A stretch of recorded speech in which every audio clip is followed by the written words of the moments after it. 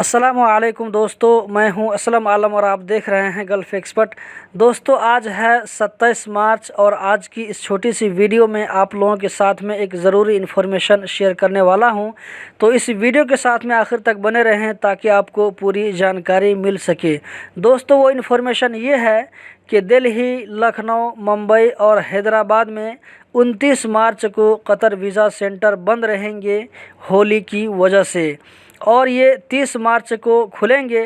तो 30 मार्च से इसकी सर्विस ओपन हो जाएगी, जबकि नेपाल में 28 मार्च यानी कल इतवार के रोज़ होली की वजह से कतर वीज़ा सेंटर बंद रहेगा।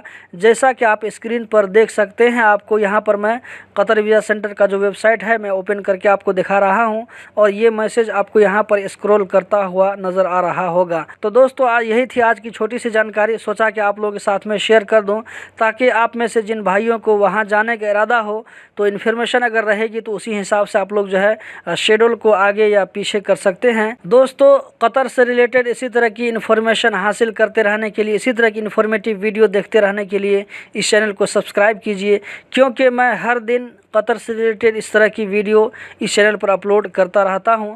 अगर आप लोगों ने चैनल को सब्सक्राइब कर लिया है तो बहुत बहुत शुक्रिया। Thanks for watching.